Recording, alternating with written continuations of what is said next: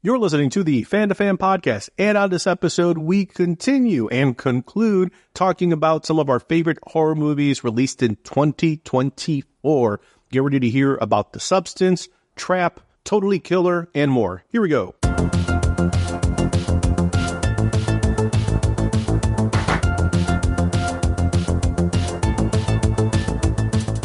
I will talk nothing but substance, nothing but the substance. Which is a perfect way to start this episode, Pete. People are listening to the Fan2Fan Podcast. I'm one of the hosts, Bernie Gonzalez, and you are Pete Charbonneau, the substance behind this podcast. And perfect timing that you mentioned that, Pete, because we've been talking about horror movies in 2024. Allan, Fan2Fan Podcast All-Star, # Stranger Friend, has been joining us. Thank you, Allan, for that. Thank you guys for having me. Fan2Fan is one of my favorite endeavors of the year, of the whatever week, month, day it is. I love being here. We've talked about a number of different movies. Pete, you brought up Strange Darling. Allan, you brought up Salem's Lot, the 2024 remake. I brought up the Swedish slasher, The Conference. In part 2, kind of had this theme where we mentioned Late Night with the Devil, In a Violent Nature, Frogman, Mr. Crockett, something about found footage, voyeurism, all seem to kind of put those together. But in part 1, Pete, you'd mentioned The Substance, a movie that came out actually not too long ago. I wanted you to kind of finish your thought on The Substance, because it seems to be making some waves, and it seems to have a lot of horror elements, seems to be in that vein of the A24 horror, where there's something quote unquote elevated about their approach, that Ari Aster, Hereditary. But yeah, The Substance, Pete, what'd you think about this one? I really enjoyed it. And, Bernie, I'm a man of substance, if nothing else. Sometimes I can go for days with no other sustenance other than just substance. And, I don't know where I'm even going with any of this. So let me just get back to The Substance, the movie, because that's more important. Have you ever dreamt of a better version of yourself? Younger, more beautiful, more perfect.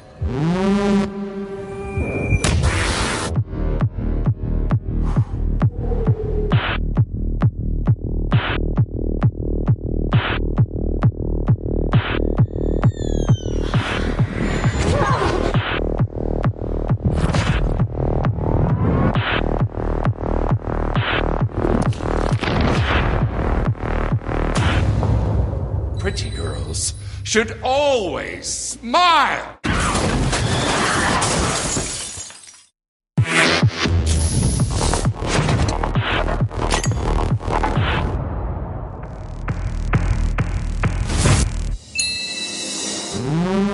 I had heard a little bit about it, and I was getting a lot of buzz out of, I think it premiered at Cannes. I want to say that it won an award there. Don't quote me on that, but do your research and hit the Googles, and you'll find out for sure if that's true or not. Yeah, Demi Moore starring in this was getting a lot of buzz for her performance. I can absolutely recommend it as one of the best performances, I would say arguably, of her career. As I said in part 1, for those that listened to part 1, like, this movie is fucked up, but I think in a good and, dare I say, important way, because it very much has something to say. It's not subtle. It's kind of couched in body horror and dark comedy. There's definitely some of that just black, like pitch black comedic elements to this as well.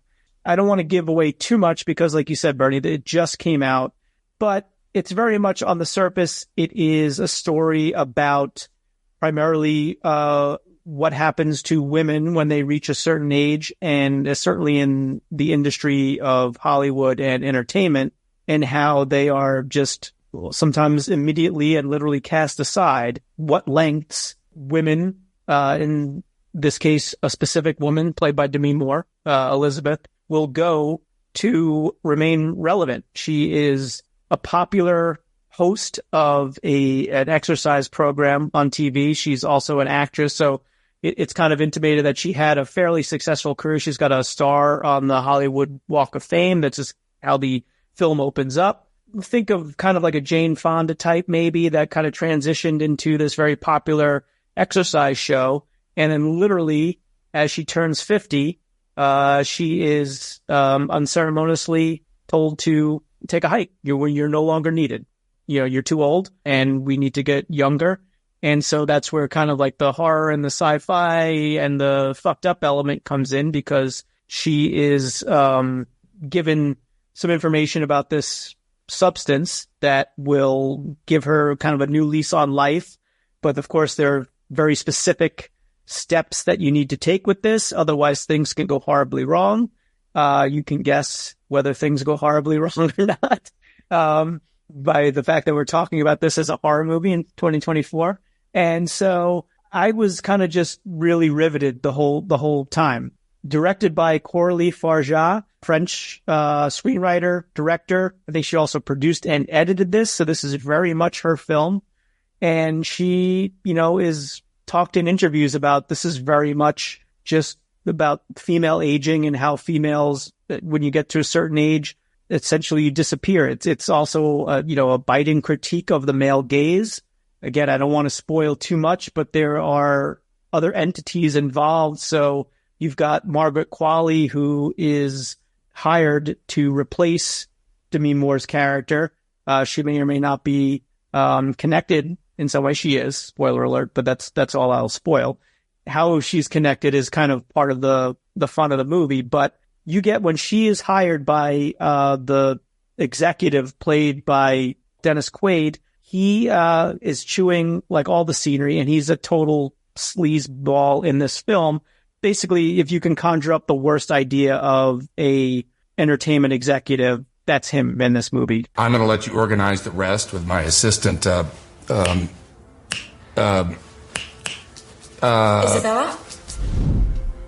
Who has time to say that? We're going to make you Cindy. It's shorter. It's better.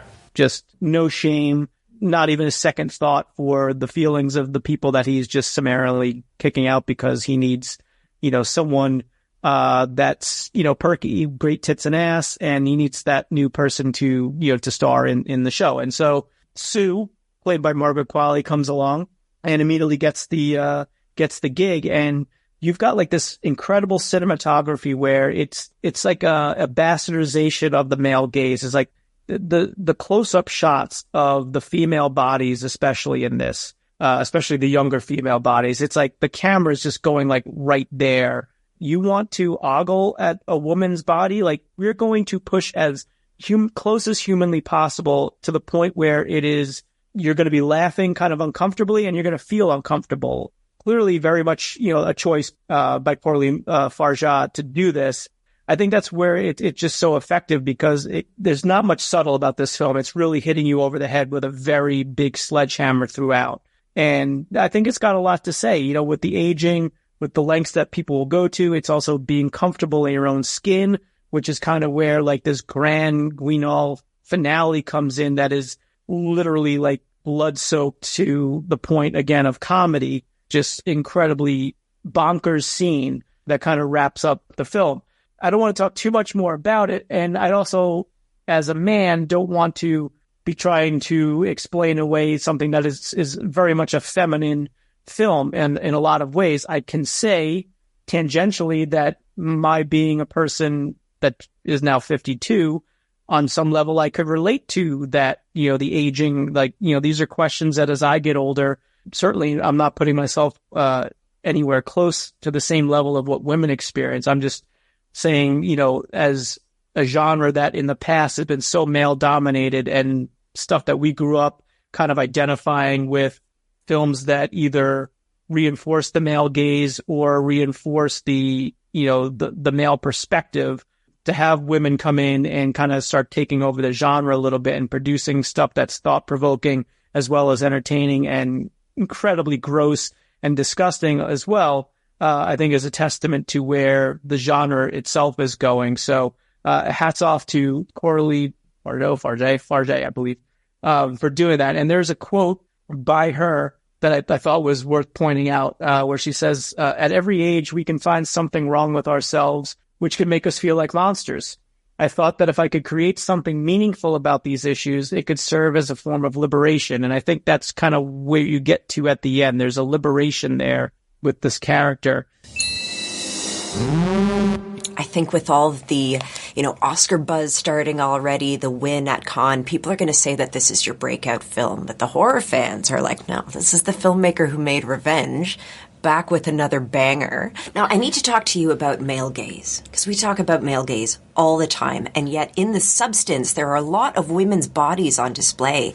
Can you tell me how you were able to handle how the camera sometimes looks at these bodies with a lecherous gaze, with disgust, with sympathy? How did you achieve that?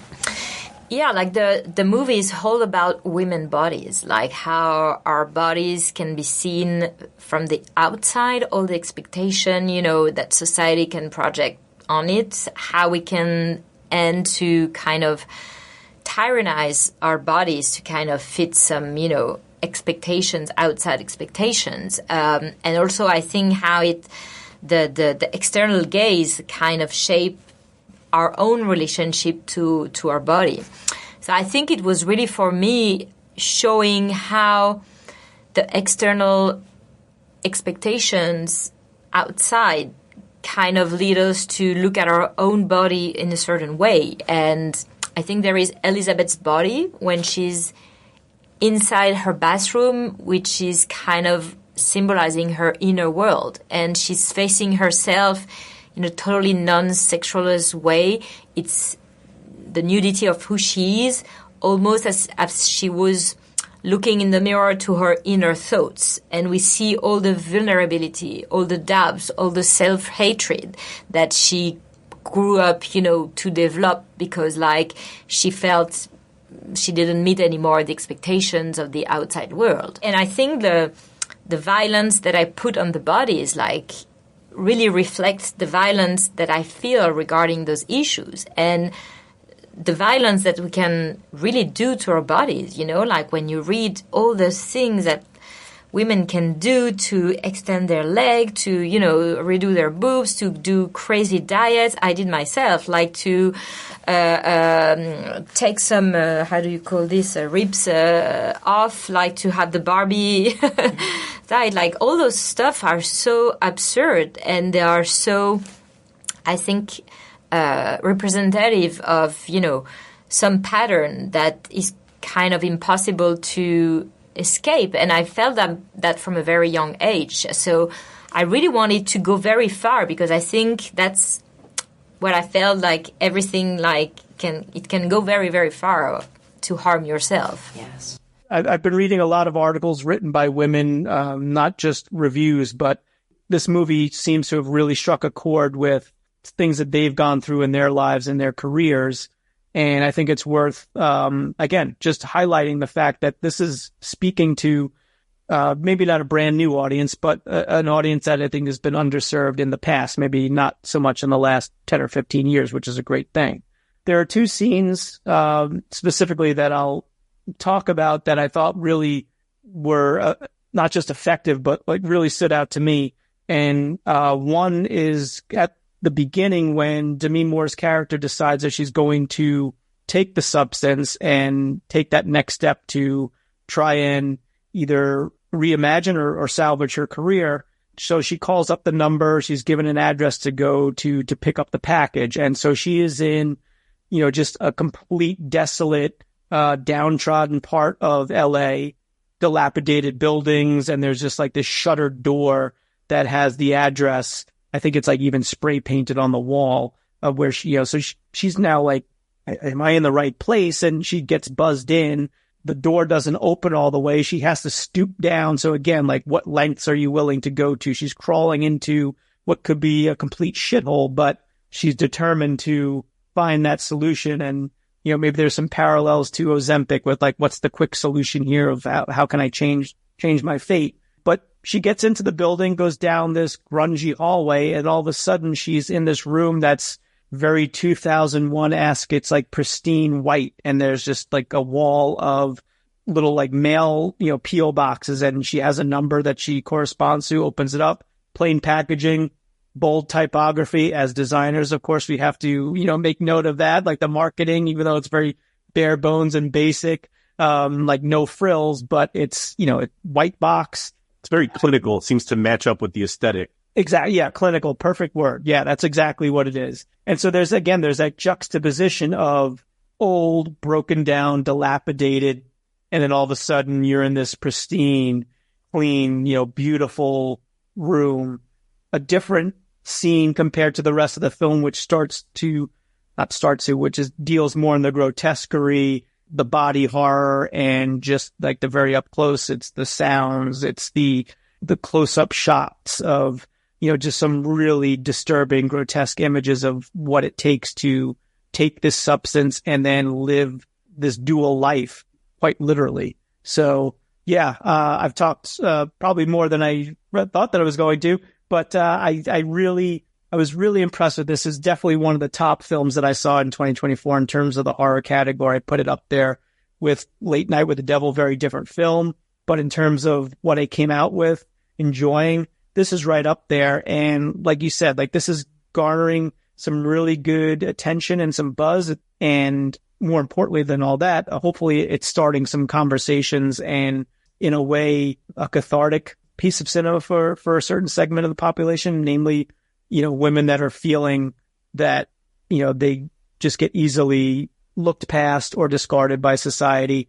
Not even just keeping it to the entertainment industry, which has long, there's a long history of stories and films and books and articles and interviews about, what that can do to, to have to keep up appearances once you reach a certain age. So this kind of takes all of that and just pummels you over the head with a sledgehammer. There's nothing subtle about what it's trying to say.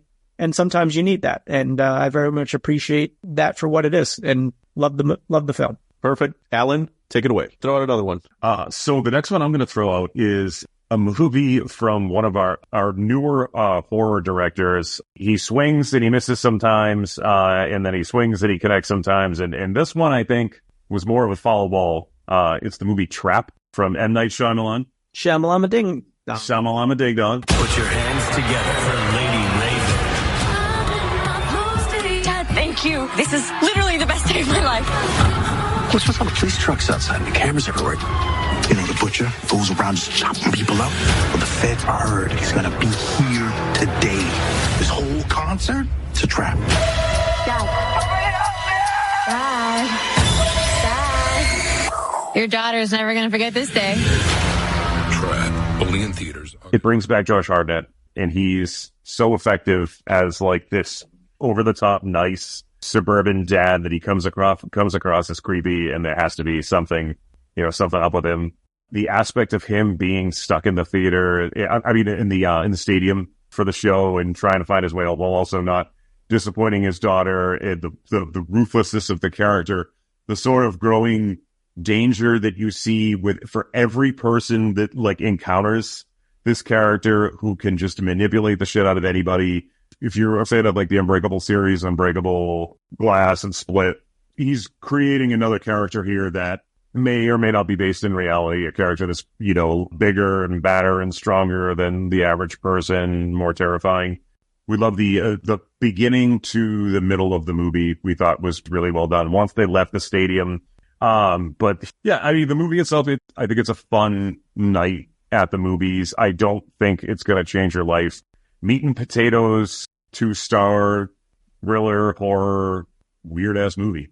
That's the one thing about Shyamalan, right, that always makes him worth checking out, is the fact that sometimes it's a swing and a miss, but he's always interesting. And I think in a world where we get directors that give us meat and potatoes, because he's hit a grand slam, you almost want to give him the benefit of doubt. Lady in the Water, a little boring. The Happening, no thank you. The Village, this is interesting. And he does that every once in a while. The Cabin in the Woods, or Knock at the Cabin Door, or something like that. The one he did, I don't know if it was before that or a couple before that. I can't remember the name, but it's where the kids go to visit the grandparents, right? Yes. It's not something that I'm going to go back and watch repeatedly, but I thought that was really well done. It had like some good tension to it. There's some good story beats here. It's keeping me on my toes a little bit. And like, I appreciated that. That I would say that was like, you saying like, this one is a foul ball, Allan. I'd say that was like a solid, single up the middle if we're going to use baseball metaphors. You don't get Josh Hartnett very much, and just give us a really excellent performance in an otherwise standard sort of 2-star movie. It was on my radar. I didn't get a chance to see it in the theater, but I will definitely, I had heard enough about it and I'd heard enough different opinions about it to be like, the mileage may vary on how good or bad people thought it was, but with Shyamalan, like he's doing something that is going to keep your attention, and it definitely makes it worth a watch. So I don't know if it's odd to say, but it's like it's a horror movie that the entire family could watch. Watch it with your teenage kids or ages 12 and up, and nobody's going to get hurt by it. Well, there's something there too. Like, we grew up with Josh Hartnett in like those teen movies, obviously The Faculty. Here's an actor who's essentially, we're about the same age probably as him, and now he's playing a parent. And a lot of us are also parents, and we're in that range, and we're taking our kids to a concert. So all of this kind of makes sense. And I think casting someone like that wasn't an accident. I did see that like Haley Mills was also in there as like an FBI profiler. It looks like she plays like the Loomis role from like Halloween in this one. Wait, she was in The Parent Trap. Is this really a joke? Because they trapped Josh Hartnett. He's a parent who is trapped in the concert hall. Is that why you cast Haley Mills?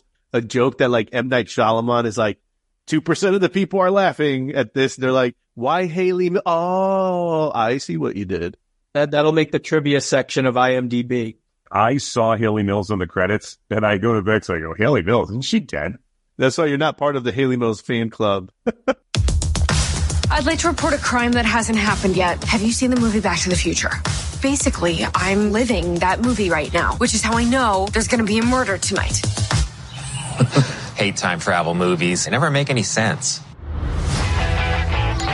Happy Halloween. How about we all stay in and hand out Halloween candy? No, Mom. You know how hard this time of year is for us. Your friends were murdered 35 years ago.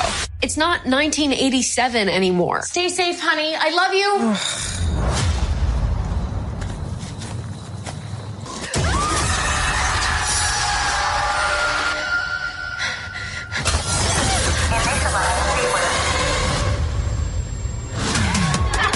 What the fuck? Excuse me, what year is it? 1987. Oh my God. I know. The 80s are almost over and I haven't even tried Coke yet. What's the big deal? There's a murderer on the loose and you drove us into the woods. Oh my God! What? I forgot to bring vodka. You have 7.5 hours until you're stuck here forever. I need to stop all this horror before it happens. Do the machines kill us all? No, they more just rip apart the fabric of our society via dance videos on TikTok. They use dance against us? I'll throw one out there that I think was a lot of fun. I'm going to stick in the slasher realm, and it's Totally Killer on Amazon Prime. I guess the elevator, the log line would be Halloween meets Back to the Future. 35 years ago, there were a bunch of murders of these teenagers, and this killer, the best way I can describe it is he looks a little bit like Max Headroom. Yes. Yeah. Looks something like that, kind of like a greaser. But if a greaser was like this big plastic head, that would be like a mascot for something.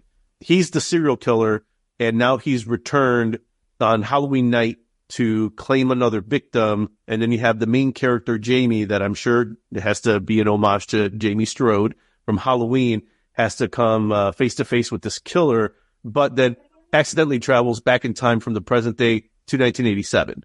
And then you get a lot of the stranger in a strange land, like, this is crazy. You guys are dressed weird and you listen to different music, and why isn't there any Wi-Fi? But you're still playing in the same world of all the tropes that Halloween and Friday the 13th have taught us for a slasher film. That's also why, maybe this is the through line of this conversation, is that it was interesting because it was as much self-aware as it was meta, as it was doing something interesting. And I think that's what made it stand out a little bit for me. And good casting. It's fun in that they do the thing that I think makes sense when you're talking about time travel movies is don't explain it. Just let it ride and just assume that there's a crazy scientist out there named Doc Brown that made a time machine. It's the same logic of Back to the Future. You built it in a DeLorean. Just get past it, because if you can get past that, the rest of the movie is a great ride. There's a great scene when the first, within like the first few minutes of her time traveling to the main character, that she runs into these like 90s teenagers. I believe isn't it her mom, right? Yes. There's a little bit of that. Like, hey, if you could meet your parents when they were younger, what were they like? What made them the people that you know them now, again, as parents? There's a lot of that too, which again, makes it interesting. Oh, it was fun. Easy breezy, great kills. Some of these new, light horror, I call them. One of the movies I was going to bring up, Freaky, with Catherine Newton, Vince Vaughn. It's fantastic in it. It's like Totally Killer and Freaky are in the same vein. They're like popcorn, teenage, horror comedy. They're not afraid to be gory, but they're also not afraid to be laugh out loud funny. And I think the thing, I mean, Bernie, if you're with me on this, is like Totally Killer and Freaky are so well written. They're so much better written than a lot of horror that's out there. And like the aim is comedy, but you're very smart comedic minds writing these movies and then being like, what's a really smart, creative way to kill somebody? And someone who's watched a lot of horror movies too. So they kind of know that you know what should happen and they're trying to play against type a little bit. I think the other thing too is like, if you're going to make it a double feature, you could watch Totally Killer and Final Girls, which is another movie that involves slashers, 80s horror genre, and time travel. I think the one thing about Totally Killer that I've heard, and I think it rightfully so deserves maybe some of the criticism, is that those movies feel so similar.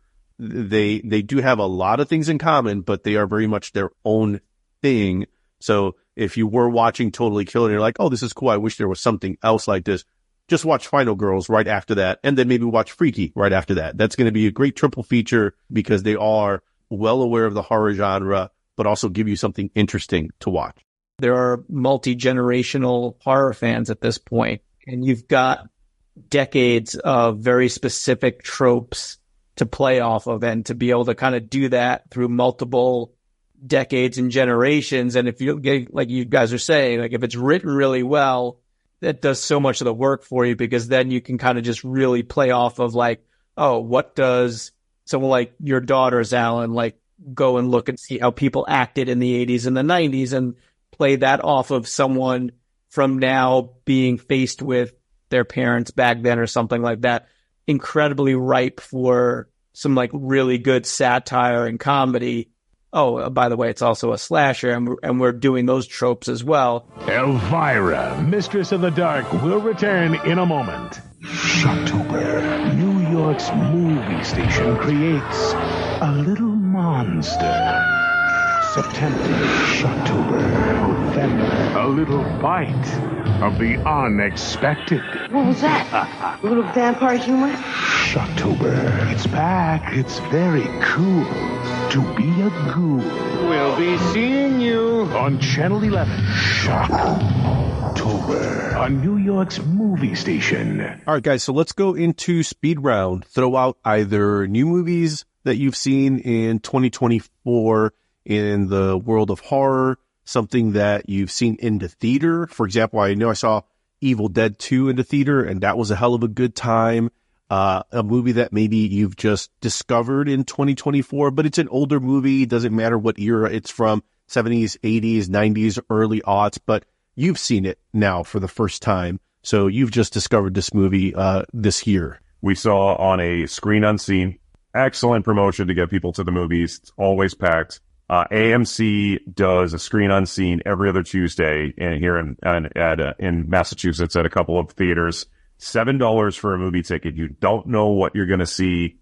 All you can be assured of is that the movie will be releasing, within the next couple of weeks. The first one that we ever saw was from A24. It's a horror sci-fi, and it's called Slingshot with Casey Affleck and Lawrence Fishburne. Well, I don't know if you heard, but I'll be leaving town soon. We are on our way to Titan. But to get there, we'll need the Slingshot speed boost.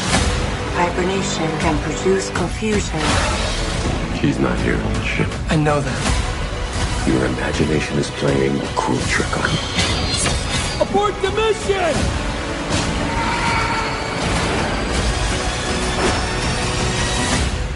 Rated R. It's one of these trapped in space, trapped on a spaceship, tension rising. sci-fi, or you don't know what's real. The movie sells you on one idea, right? It's all been in his head. And then it takes you back around to, was it really in his head? Or is this really happening? And then it has two alternative endings. I love Casey Affleck as an actor. I think he's excellent in the movie Slingshot. Lawrence Fishburne, who I guess plays the bad guy or the heavy, is also really, really good. Like, what the fuck am I going into? Like in Lawrence Fishburne, it worked to a to a T, to the point where I was like, I'm going to recommend this movie to everyone that I see. Again, it's from A24, and it is just a really, really well done space horror, sci-fi thriller to go in, really with any of them. Sunshine, I don't know if you guys ever saw Sunshine with Cillian Murphy. It's a tight situation. You're trapped when you're in the theater, and it's a really well done movie for the theater. But I'm sure it'll work as well in your living room, like Pete's like 75-inch television, and his maids that bring him chicken fingers and French fries during the movies and whiskey. Yes, you feel stuck in this tiny spaceship with the characters, and this raising fear and tension that they are not going to get out, and they are not going to be okay, and everyone's going to fucking die. It's a movie you'll hold that piss the entire time. I don't care how old your prostate is, Pete. That is the good thing about space horror, right? Is that you get the built-in claustrophobia. Hey, you got a big old alien that's running around in every dark corner trying to kill you. Also, you're in space, so space is trying to kill you. And if you can get that good claustrophobia, trapped feeling on top, yeah, it's just like right for good horror movie stuff. I'll just list a couple of the other ones that I had a chance to see either. I think all of these I saw in the theater, actually. Since we talked a lot about earlier, like 70s vibe, The First Omen I thought was surprisingly entertaining and well done. Listen to me, Margaret. There are two churches. One follows God, and the other follows something else. The First Omen is deliciously disturbing. I need proof. Of what? And an unchained cinematic beast. The girl is to be the mother. I'm gonna keep you safe. It's the most terrifying movie of the year. You've even given it a name. Damien. The First Omen, rated R, only. I was never a huge fan of the Omen series. To me, it was kind of like the lesser Exorcist series. And then after having laughed my way through the reboot of Exorcist Believer that came out a couple of years ago, I had very low expectations for The First Omen. But no, First Omen was great. Nell Tiger-Free in the lead role does a phenomenal job, does some amazing physical acting in this. The way they tie it into the original, I thought was really well done. So, yeah, pleasant surprise for me. You all know the rules. No real names, no cell phones. Whose kid is she? A very wealthy man who's about to be $50 million poorer. $7 million per person. Something doesn't add up. This whole thing is a trap. I'm sorry about what's gonna happen to you. We kidnapped a vampire. I like playing with my son. Abigail, Dan Stevens, that guy can do no wrong as far as I'm concerned. I mean, you even watch something like Eurovision, Fire Saga with Will Ferrell, where he plays the Russian performer. He is amazing in that. He's amazing in everything. He does The Guest. You want to keep it in the horror realm. He's great in that. He's also in Cuckoo, which I saw, which is another interesting one. Definitely worth your time as well. So all of those, I think, are worth a watch. Alien Romulus, I enjoyed. I thought it did a good job. Again, kind of keeping the spirit of the original. Does a little too much fan service. There's specifically one character that is brought back in that I don't think needed to be, and actually kind of takes you out of what is otherwise kind of a good, again, like haunted house in space type movie. Your mileage may vary on that one, but I was entertained by Alien Romulus and some great visuals in that as well. So that's kind of my speed round. I thought about adding this. I don't know if it's necessarily horror, but I think again, it's adjacent. It's been talked about a lot. Godzilla -1 I thought was phenomenal. So I'll wrap it up with stuff that wasn't from 2024, but stuff that I've seen recently. And again, a shout out I have to give to the Carolina Theater that just completed Splatterflix this past weekend, an entire weekend devoted to horror movies, anything from The Thing to Halloween 3 to American Werewolf in London, which I finally got to see all the way through for the first time in the theater. Loved it.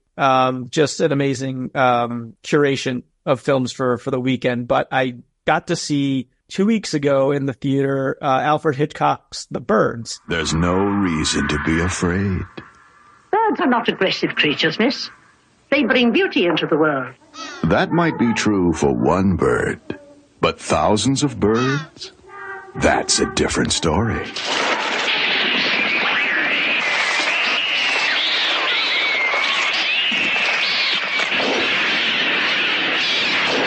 I hardly think a few birds are going to bring about the end of the world. I think you're the cause of all this. I think you're evil! One of the most terrifying films of all time. The Birds. Maybe my favorite Hitchcock film, just because I saw it when I was young. Just again, talk about a great slow burn of a movie. And I forgot how great the dialogue was. And Bernie, I think we talked about this offline last week when I told you that I saw it, but just that whole opening scene where Rod Taylor shows up in San Francisco in the pet store, and Tippi Hedren's already there, and she's kind of faking that she works there, but he kind of wink knows that she doesn't, but plays along. And it's this dialogue that's about birds, but it's really about what he's looking for in a woman.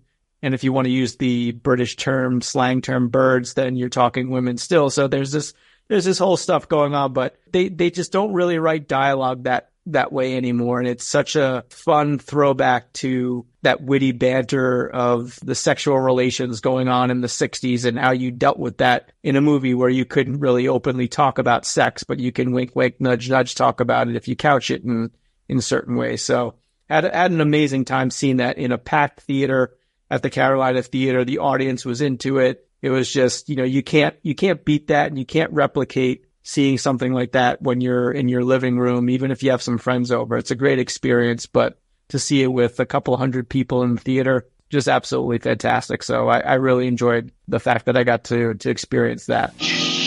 On Friday, August 13th, an all-new three-dimensional process will put you in the picture, whether you want to be there or not.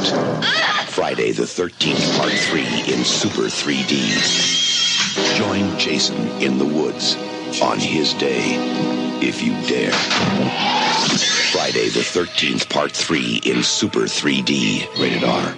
I'll throw out a shout out to theater Full Moon Cinema, where I was able to see Friday the 13th Part 3 in 3D with a legitimate audience that, I don't know, when you watch it with your people and they get it and they're having as much fun watching it, you don't care that people are cracking up, hooting and hollering, because you're like, yeah, this is what I want. This is what me and my buddies would be doing in a wood-paneled basement watching this movie. So it was just an audience filled of like-minded people who were having a good time watching it. I'll go into speed round mode too and throw out a slasher that I discovered for the first time, and it's called Edge of the Axe.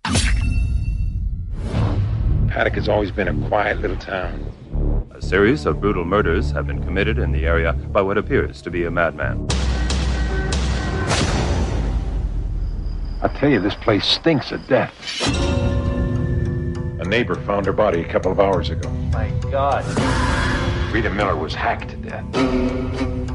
The sharp, wide-bladed instrument.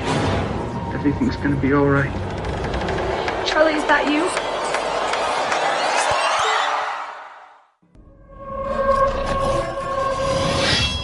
$1988. And it had that one on the streaming coming across too. Yeah. I'm sure the thumbnail was so familiar that I just finally gave in, Pete. And I was like, I'm hitting play on this. I'm going to give it a watch. And it didn't disappoint. I think the one thing that was interesting about it, outside of the typical 80s masked killer that was in there, it was also computers. So because it was 1988 and as I was watching it, I was like, they're kind of trying to be the war games of slasher flicks. People talking in chat rooms and looking up information. It's the first time I can remember in an 80s horror film that happened. And it turns out to play a pretty pivotal role in like who the killer is and the reveal. So no spoilers for a 1988 movie, but I'm glad that, sometimes when you play a thumbnail roulette and you just hit play on something and you don't know what it is. Another one I'll throw out there, getting even older, The Baby from 1973. There wasn't enough room in Toyland to escape the terror that rocked Baby's cradle. To Baby, life was not a giant playpen. It was a living hell. He wasn't allowed to walk, he wasn't allowed to talk, but he was capable of it. Baby is a full-grown man trapped by 3 women with no way out. The Baby. The premise is basically Department of Child and Family Services representative is going to see this family who happens to have an adult man who happens to behave like a baby. Crawls, does not walk, doesn't speak, has all the mannerisms and everything of a baby. And she's kind of checking in because obviously this is someone that has some developmental type issue that merits checking in on to make sure that they're getting the proper care they need. And mind you, it's a slasher flick. It's a 70s horror flick. So it is cheesy in all the good ways. You want it to be a little risque and a little naughty, and it does. Everyone is playing this so straight. And here we have this grown man, this actor who read the script and said, "You're a baby." And he did not disappoint. He did such a good job till the very end. For something that should have been a 3-minute skit on SNL, it does a pretty good job for a 1970s movie. So if you find it on Tubi or something and you hit play, you may be watching it for longer than 30 minutes and find yourself very surprised that you're enjoying it. Maxxxine. You're quite a popular name in adult entertainment, is that correct? Did you always want to be in that line of work? I always wanted to be famous. Name 5 celebrities who got their start in horror movies. Jamie Lee Curtis, John Travolta, Demi Moore, and Maxxxine Minx. The Night Stalkers terrorizing Los Angeles. I can handle myself. So said every third girl in Hollywood. Maxxxine, I'm the private detective. I had to find you. The past ain't finished with you. What are you hiding, Maxxxine? If I tell you something, we've got confidentiality. What'd you do?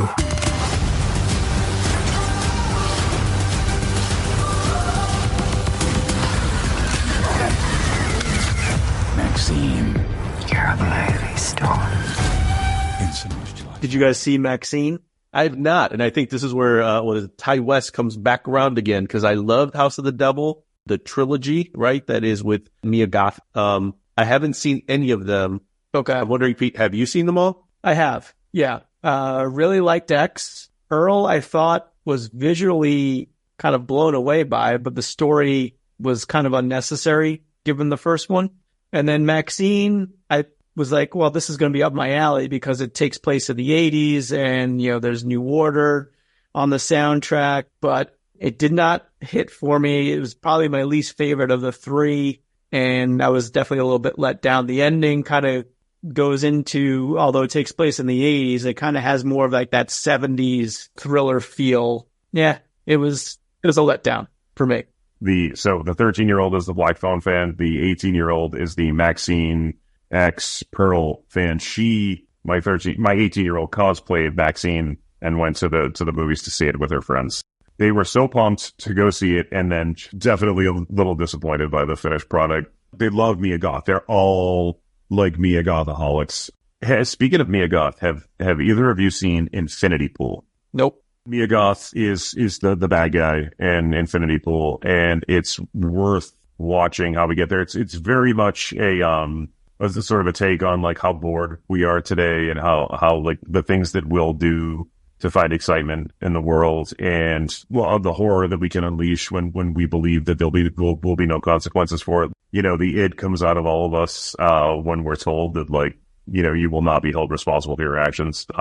It's a really fucked up movie. I found myself in the beginning being like, wow, this is really enthralling, and then by the end being like, this just needs to fucking end. It's really, because it's very artsy. There are some scenes in this movie that will take your breath away. They're so violent, terrifying, and you can't look away. It's like the car crash. How about this? To wrap this conversation up, we've talked about a lot of movies that we've enjoyed in a little bit more detail. We've done speed round, but want to kind of finish this up with a question for you guys.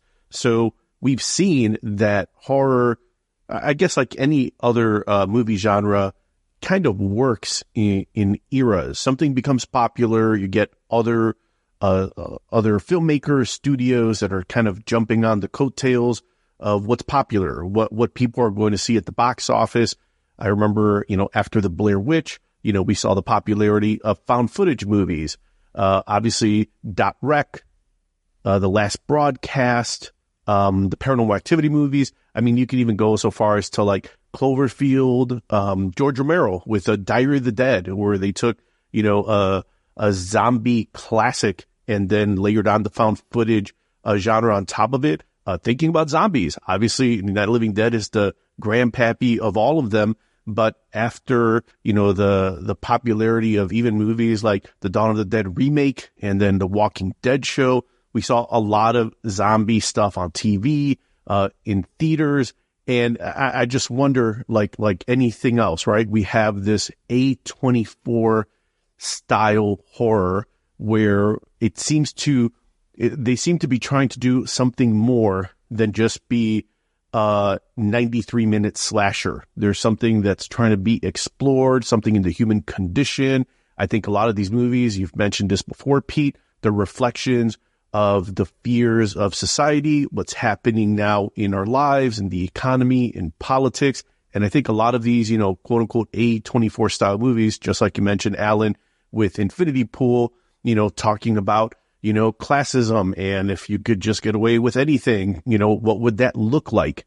There's those kind of movies. It feels like, from a bunch of guys who grew up in the 80s, 90s, and into the early aughts, we seem to have less, I guess, traditional, almost like throwback slashers. So I remember, obviously, Scream talking about popularity. That became huge. So then we saw Urban Legend, and I Know What You Did Last Summer. It feels like we're seeing less of those. Only one I could think of in recent year or so is Thanksgiving, the Eli Roth movie that certainly felt like more of a throwback slasher.